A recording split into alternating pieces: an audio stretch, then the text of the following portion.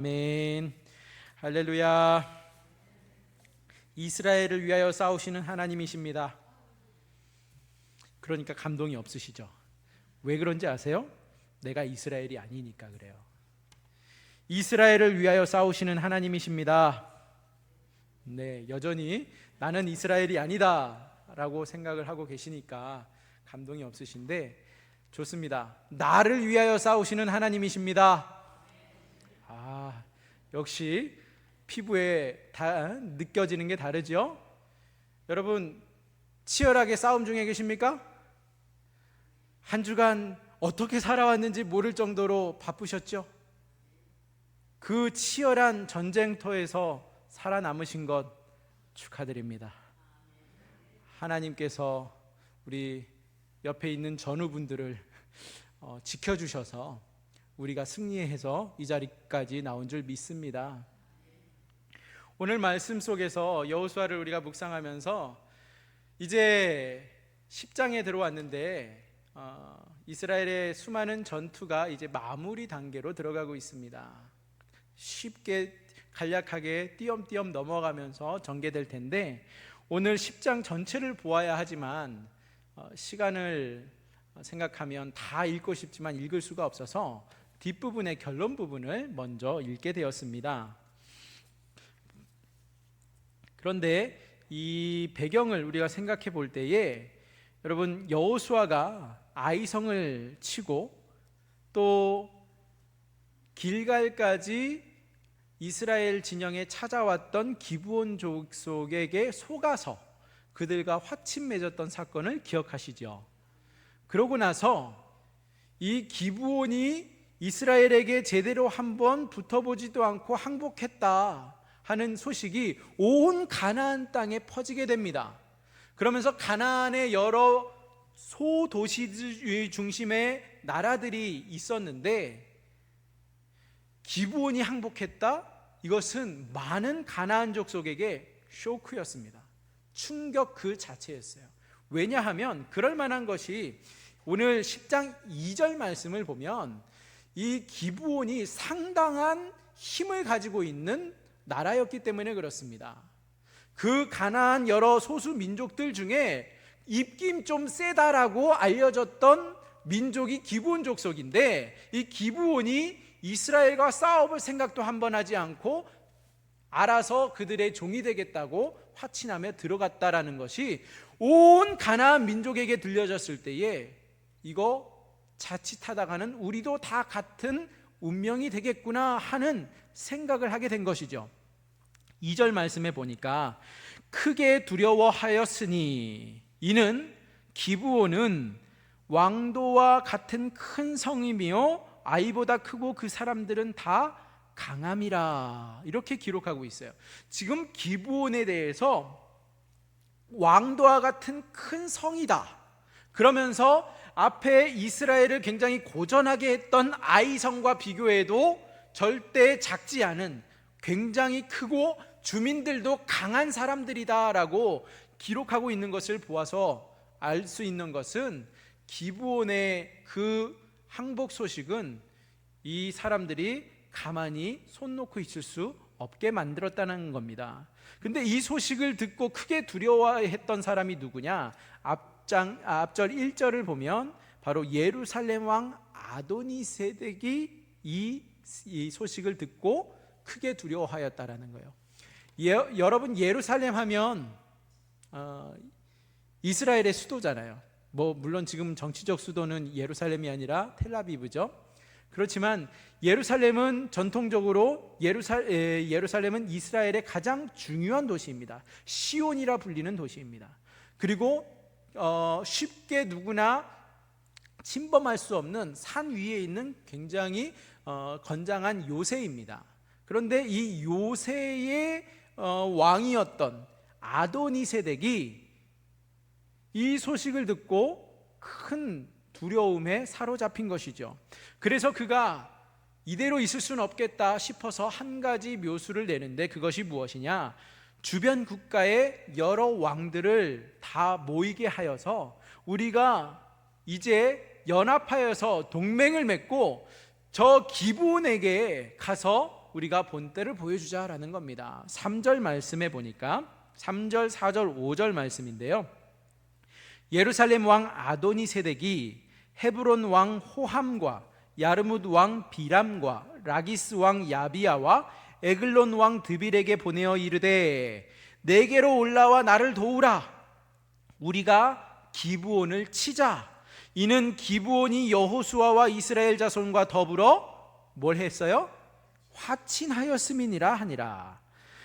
아모리 족속의 5 왕들 곧 예루살렘 왕과 헤브론 왕과 야르뭇 왕과 라기스 왕과 에글론 왕이 함께 모여 자기들의 모든 군대를 거느리고 올라와 어디요?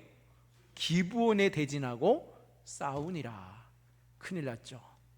기브온이 이스라엘에게 항복했고 이스라엘 편에 섰다 하니까 가나안 주변 국가들이 자, 우리 다 모여봐라. 우리가 기브온에게 진짜 매운맛을 보여주자 하는 것입니다. 왜냐하면 기브온이 항복했다라는 것은 다른 주변의 국가들도 이스라엘에게 항복할 수 있는 가능성이 열려 있다라는 것을 암시하고 있습니다. 그래서 자칫 잘못하다가는 이 가나안 땅의 판도가 완전히 바뀌게 될 것을 우려해서 이 주변 국가들이 자, 힘을 모아서 우리 것을 지켜내자 하는 겁니다. 기브온이 이스라엘 편에 섰기 때문에 기브온을 침으로써, 기브온에게 매운맛을 보여줌으로써, 기브온을 진멸함으로써 다른 국가들이 이스라엘 편에 설 것을 생각지 못하게 만들려는 의도였습니다. 기브온을 상대하기 위해서 몇 국가가 모였어요? 5 국가가 힘을 합쳤어요. 5대1입니다. 5대1이에요. 어느 쪽이 유리합니까? 사우나 만화 아닙니까 사실? 심지어 아주 자세하게 이 모든 그 5 왕의 그 군대들은요, 모든 군대를 거느리고 왔어요. 일부만 온 것이 아니라 모든 군대를 거느리고 기브온을 치려고 왔다라는 겁니다. 기브온 입장에서는 얼마나 두렵고 떨립니까? 1대1로 붙어도 힘든데 5대1로 붙어서 싸우려니 참 불공평하잖아요. 여러분, 지난 한 주간의 삶 속에서 치른 전쟁에 5대1의 느낌을 받으신 적 있으세요? 아, 나보다 적이 너무 막강하다 느끼신 적 있으세요? 그 적이 꼭 칼을 들고 총을 들고 오지는 않아요. 그렇죠? 우리의 삶 속에 적들이 이 가나안의 5 왕들의 그 동맹군들은요, 우리를 어떻게 해서든 회유하고 우리에게 믿음으로 살려고 하는 그 모습들을 내려놓게 하기 위해서 때로는 친절하게, 때로는 굉장히 달콤한 유혹으로, 또 때로는 우리를 두렵게 하는 위협으로 다가오기도 합니다. 우리의 거래처로 둔갑해서 올 때도 있고요, 때로는 나의 가장 가까운 가족의 일원으로 다가와서 우리를 위협할 때도 있습니다. 이 5대1의 싸움에서 살아남을 방법이 없어요. 그런데 이 기브온이 이 상황 속에서 무슨 행동을 취하느냐 살펴보니까 그들이 길갈로 사람을 보냅니다. 전령을 보내서 이스라엘에게 도움을 청합니다. 주변 국가들이 이렇게 기브온을 에워싸고 돌아오니까 아모리 족속 동맹군의 소식에 다급해진 기브온 사람들은 이스라엘이 주둔하고 있던 길갈 진영으로 사람을 보내서 여호수아에게 도움을 청하는데, 이에 여호수아가 군사와 용사들을 다 총동원해서 기브온을 구하러 올라갑니다.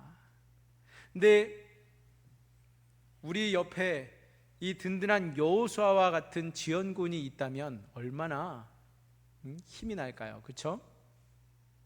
그 여호수아와 같은 이스라엘의 그 군사, 그 군대가 있습니다. 우리에게.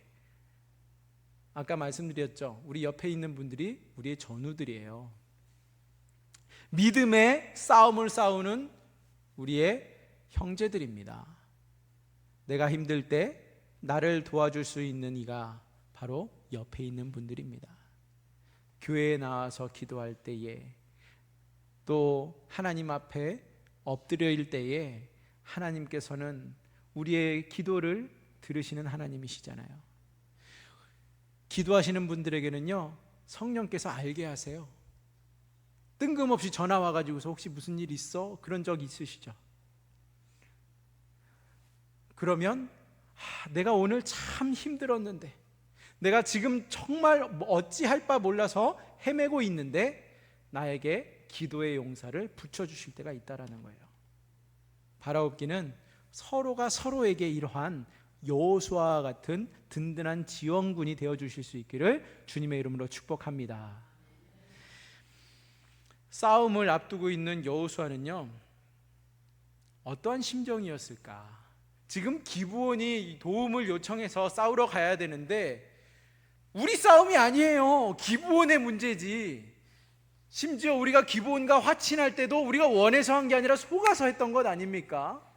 그런데 이들이 도와달라고 하니 도와줄 수밖에 없고, 하나님 앞에 그들이 화친 맺고 맹세하였기에 나 몰라라 할 수는 없는데, 적들이 5나라가 동맹을 맺고 기브온을 공격한다고 하니 아무리 여호수아와 이스라엘 군대라고 하지만 쉬운 상대가 아닙니다. 그랬을 때에 하나님께서 여호수아에게 찾아와서 주시는 말씀이 있어요. 8절 말씀입니다. 8절 말씀 함께 읽어보시겠습니다. 시작.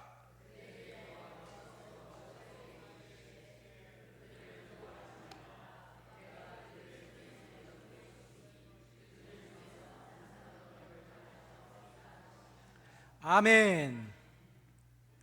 여호수아에게 누가요? 여호와께서 말씀을 주십니다. 말씀을 주시는데 그 내용을 잘 살펴보니까 먼저 두려워하지 말래요. 근데 여호수아 하면 공식이죠. 두려워하지 말라.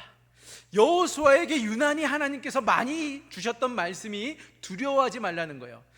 저는 개인적으로 여호수아가 두려움이 많은 사람이었기 때문에 이러한 말씀을 하셨다라고 생각하지는 않아요. 굉장히 전쟁에서 싸우는 여호수아의 모습을 보면 용맹스러운 장수잖아요. 그런데 왜 하나님께서는 유난히 여호수아에게 이런 말씀을 많이 주셨을까? 객관적으로 보아도 누구나 그 상황에서는 두려워할 수밖에 없는 상황임을 보여주고 있습니다. 5대1로 싸워야 하니 얼마나 두렵겠습니까? 그런데 여호수아에게 하나님 주시는 말씀은 두려워하지 말라 해서 그치는 것이 아니고요, 그 뒤에 붙여서 주시는 말씀이 참 은혜가 됩니다. 뭐라고 하세요? 내가 그들을 내 손에 넘겨주었으니. 여기서 내가는 누구예요? 여호와 하나님이십니다. 내가 그들을 이미 내 손에 붙였다. 이미 내 손에 있다. 그러면서 그 많은 사람들이 있지만, 그 5나라가 동맹을 맺어서 공격하고 있기에 많은 군사들이 모였다고 하지만 그들 중에서 한 사람도 너를 당할 자가 없으리라.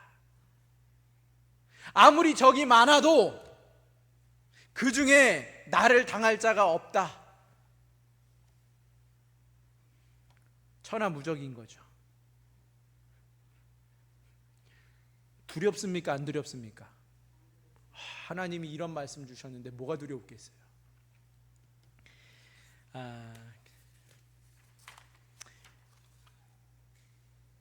하나님께서 이런 말씀을 여호수아에게만 주셨다면 참 그냥 은혜가 안 되고 넘어갈 텐데, 오늘 이 자리에 있는 우리에게도 동일한 말씀으로 은혜를 주시는 줄 믿습니다. 한 주간의 전쟁, 그 치열한 전쟁 속에서 하나님께서 여호와에게 주신 말씀이 내게 주신 말씀으로 받고 믿고 순종하며 나아갈 수 있기를 바랍니다. 그랬을 때에 여호수아가요, 어떤 행동을 취하는가 살펴보니까 9절 말씀이에요. 제가 읽어드립니다. 여호수아가 길갈에서 밤새도록 올라가 갑자기 그들에게 이르니. 여호수아가요, 지금 이 8절에서 하나님의 말씀을 받았잖아요.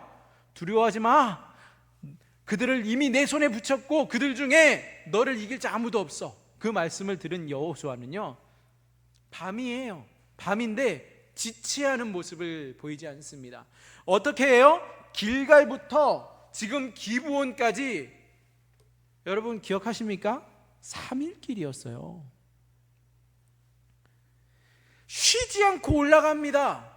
그래서 갑작스럽게 기습하여서 이 동맹군을 칩니다. 밤새도록 올라가. 저는 이 말씀이 굉장히 큰 도전이 되더라고요. 왜냐하면 오늘 말씀 제목처럼 여호와께서는 이스라엘을 위해서 싸우십니다. 하나님은 이스라엘을 위해 싸우세요. 우리를 위해서 싸우세요. 그런데 내가 해야 할 일이 있다라는 거예요. 하나님은 약속을 주셨습니다. 승리를 약속하셨어요. 그렇지만 나는 그 약속을 받으면서 가만히 있으면 됩니까? 안 됩니까? 어차피 하나님이 싸우신데 하나님이 하실 거야 하고서 두 손 놓고 있으면 돼요? 안 돼요? 밤새도록 올라가야 된다라는 거예요. 그 자리에서 저들이 적이 몇이지? 저들의 무기가 뭐지? 저들의 전략이 뭐지? 이것저것 따질 것 아니라는 거예요. 하나님 말씀 받으면 그냥 즉시 이것저것 재지 않고 계산하지 않고 말씀에 순종해서 올라가는 겁니다. 그리고 실제로 올라갔더니 무슨 일이 벌어집니까? 그들을 완전히 진멸합니다. 5 왕이 다 뿔뿔이 도망가기에 바쁩니다. 뿐만이 아니라 하나님께서 42절이 오늘 말씀의 가장 핵심 구절이라고 볼 수 있겠는데요. 42절에 이렇게 기록하고 있죠. 함께 읽어보실까요? 42절 시작. 이스라엘의 하나님 여호와께서 이스라엘을 위하여 싸우셨으므로 여호수아가 이 모든 왕들과 그들의 땅을 단번에 빼앗으니라. 아멘. 누가 싸우셨습니까? 여호수아가 싸운 거 아니에요? 여호수아 밤새 올라갔잖아요. 근데 싸움은 아까 우리 불렀던 찬양처럼 전쟁은 누구에게 속한 것입니까? 하나님께 속한 것입니다. 시련이 닥쳐오고 어둠이 몰려오고 고난의 가시밭길을 걸어가는 그때에도 그 찬양의 고백은 그래요. 전쟁은 하나님께 속한 것이기 때문에 나는 뭘 해요? 주를 찬양, 손을 들고 찬양. 이것이 여호수아가 또는 우리가 하나님 앞에서 보여야 하는 자세라는 겁니다. 왜요? 우리를 대신해 싸우시는 분이 하나님이시기 때문에. 내 계략으로는, 내 머리로는 절대 이길 수 없어요. 그런데 하나님께서 싸우세요. 그래서 하나님께서 그 여호수아에게 말씀을 주셨을 때에 그는 지체하지 아니하고 계산하지 아니하고 즉각적으로 순종하는 자세를 보인 것입니다. 하나님은 어떻게 이스라엘을 위해 싸우시는가? 3가지인데요. 간략하게 말씀드리면, 첫 번째, 하나님은 말씀으로 하나님의 사람에게 용기를 북돋아 주십니다. 아까 8절 말씀 보았죠? 여호수아에게 이미 싸움터에 나아가기 전에 네가 이길 것이다, 내가 너와 함께 할 것이다, 그들을 내 손에 붙여준다, 너를 당해낼 자가 없다라는 말씀을 주시면서 여호수아를 일으켜 세우셨어요. 미국 샌프란시스코에 가면 랜드마크 하나가 있습니다. 뭔지 아세요? 빨간색 다리가 있어요. 금문교라고 하죠. 이 금문교 골든게이트라고 부르는데, 금문교를 그 태평양에 이제 받고 올릴 때요, 다리를 놓을 때 수많은 사람들이 떨어져 죽는 사고가 있었어요. 근데 이게 한두 명이 아니고 계속 날마다 이러한 사고가 일어나니까 인부들이 감히 거기 가서 공사하는 거를 두려워서 제대로 속도를 내지를 못했답니다. 그래서 예상했던 그 기간보다 너무 지연되는 거예요. 그랬을 때에 어느 누가 참 지혜롭게, 그때 당시 굉장히 한 거금을 들였지만 그 공사하는 그 밑에다가 그물을, 안전망을 놓았습니다. 그러고 나서 워낙 바람도 세고 그러다 보니까 공사하는 인부들이 계속해서 떨어지는 사고는 있었어요. 그런데 이 안전망에 떨어지니까 어떻게 해요? 안 죽는 거예요. 안전한 거예요. 이것을 그들이 확인하면서 갑작스럽게 모두가 다 속도를 내기 시작하면서 그 금문교가 기간 내에 빠르게 완공이 됐다라는 겁니다. 우리도 누군가가 거래가 성사되기 전에 또는 시험을 보러 가기 앞서서 야, 너 시험 보고 나오면 100점 맞을 거야. A뿔이야. 이번 거래에 나가면 내가 이번 거래를 성사하고 돌아올 거야 하는 그러한 팁을 준다면, 그러한 결과를 미리 알려준다면 여러분, 학생이 시험이 기다려질까요? 안 기다려질까요? 엄청 기다려지겠죠. 수술 들어가야 되는 환자가 걱정하지 마세요. 이번에 100% 완치됩니다 하는 그런 확신을 가지고 들어가게 된다면 그 환자분이 두려울까요? 안 두려울까요? 두려울 것이 하나도 없겠죠.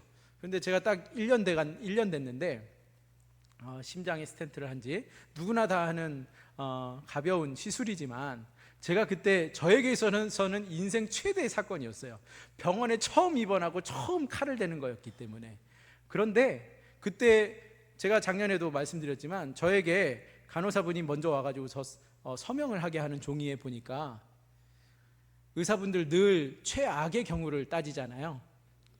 100명 중에 1명 죽을 수도 있습니다. 거기에 사인을 하게 만든 거였어요. 그 100명 중에 1명이 내가 되면 어떡하지?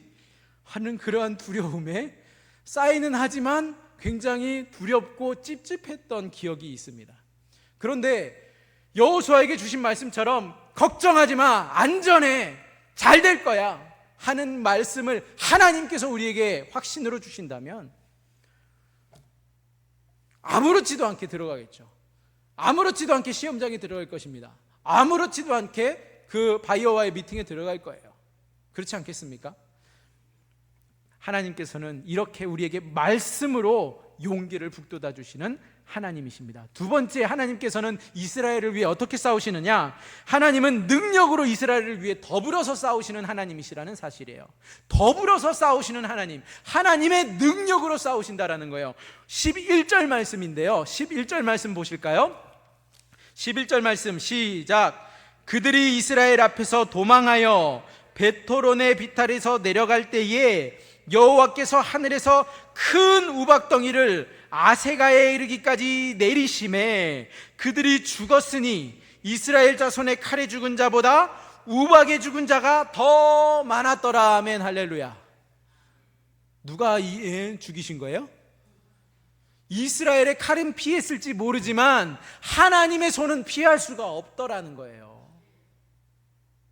우박을 내리시는데 얼마나 컸는지 그 우박을 맞고 다 죽는 겁니다. 축구공만한 우박이 떨어진다 생각해 보세요. 와, 그 우박에 죽은 자가 이스라엘에 의해 죽은 자보다 더 많았더라. 적들이 많다고 두려우십니까? 하나님이 우리 편이십니다. 두려울 것이 없습니다. 그래서 42절이 왜 핵심 구절이냐? 다시 한번 생각해 보면 이렇게 선포하고 있죠. 이스라엘의 하나님 여호와께서 이스라엘을 위하여 싸우셨으므로. 여기에 이스라엘 대신에 우리 각 개인의 이름을 넣어서 읽어보세요. 이스라엘의 하나님 여호와께서 나 원형을 위해 싸우셨으므로. 여호수아가 이 모든 왕들과 그들의 땅을 단번에 빼앗으니라. 아무리 많은 적이 우리 앞에 진을 친다 해도 걱정할 것이 없습니다. 두려울 것이 없습니다. 마지막 세 번째는요, 하나님께서 어떻게 이스라엘을 위해서 싸우시느냐? 하나님은 하나님의 기도를 들으시면서 대신해서 싸우신다라는 거예요. 하나님의 사람의 기도를 들으세요. 이게 무슨 말이냐? 12절, 13절, 14절에 보니까 여호와께서 아모리 사람을 이스라엘 자손에게 넘겨주시던 날에 여호수아가 여호와께 아뢰어 이스라엘의 목전에서 이르되 태양아 너는 기브온 위에 머무르라 달아 너도 아얄론 골짜기에서 그리할지어다 하매 태양이 머물고 달이 멈추기를 백성이 그 대적에게 원수를 갚기까지 하였느니라. 야살의 책에 태양이 중천에 머물러서 거의 종일토록 속히 내려가지 아니하였다고 기록되지 아니하였느냐. 여호와께서 사람의 목소리를 들으신 이 같은 날은 전에도 없었고 후에도 없었나니 이는 여호와께서 이스라엘을 위하여 뭐 하셨어요? 싸우셨음이니라. 아멘. 해와 달도 그 자리에 멈춰 하루 종일 떨어지지 않게 하셔서 이스라엘이 그 아모리 족속을 치게 하셨던 하나님이십니다. 이 기도를 들으시는 분이 누구시라고요? 하나님이시라는 거예요. 하나님의 사람의 기도를 들으시는 하나님이 우리의 하나님이십니다. 그러기 위해서는 내가 뭘 해야 돼요? 먼저 하나님의 사람이 돼야 되겠죠. 내 옆에 하나님을 자꾸 두려고 내 기도 제목에 하나님께서 들으시라고 할 것이 아니라 내가 먼저 하나님 편에 서야 되는 겁니다. 내가 먼저 하나님의 사람이 되어야 한다라는 거예요. 그리할 때에 여호수아가 그리하였던 것처럼 하나님 앞에 기도할 때 하나님께서는 해와 달도 중천에 머물게 하시는 능력을 발휘하십니다. 말씀을 맺습니다. 내가 이스라엘이라는 생각을 하고 늘 말씀을 읽는데 어제 하루 종일 제 마음에 계속 이러한 질문이 떠나질 않는 거예요. 네가 말씀을 준비하면서 말씀을 묵상하고 읽는데 자꾸 너를 왜 이스라엘이라고만 생각하냐? 그 순간 두렵더라고요. 굉장히 마음이 무거웠어요. 그렇습니다. 늘 하나님은 내 편이고, 그렇죠? 하나님이 나를 대신해서 싸우시는 하나님 맞아요. 난 그렇게만 보는 겁니다.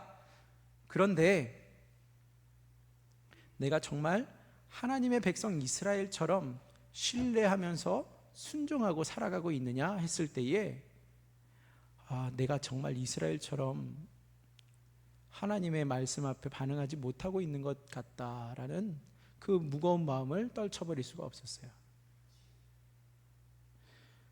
그런데 하나님의 은혜가 얼마나 크냐 하면은요, 이스라엘이 다른 민족보다 강해서 그들을 택하셨던 것도 아니고, 이스라엘이 다른 민족들보다 더 도덕적이어서 그들을 택하셨던 것도 아니고, 이스라엘이 다른 누구보다 뛰어나서 그들을 택하신 하나님이 아니셨다라는 사실이에요.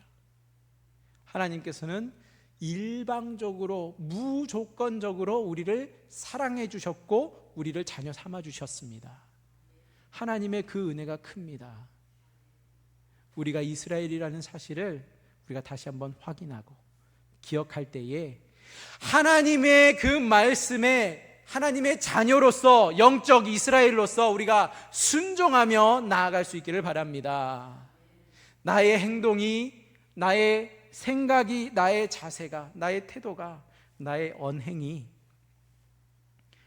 오직 하나님께 고정되어서 하나님의 백성답게 그에 걸맞게 하나님의 거룩하심을 우리가 닮아가는, 그래서 우리를 위해 싸우시는 하나님을 이번 한 주간의 삶 속에서도 만나고 고백하며 승리하는 저와 여러분이 되시기를 주님의 이름으로 축원드립니다.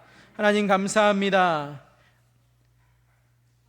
나 때문이 아니라 하나님께서 하심을 기억하게 하시고, 그렇기 때문에 사탄마귀의 어떠한 정죄에도 흔들리지 아니하며 오직 나를 사랑하시는 하나님의 그 은혜에 힘입어 이제 여호수아처럼 자리에서 일어나 하나님의 말씀을 붙들고 신뢰하며 진격하며 살아가는 주의 자녀들 다 되게 하여 주시옵소서. 감사하며 예수님의 이름으로 기도합니다. 아멘. 함께 오직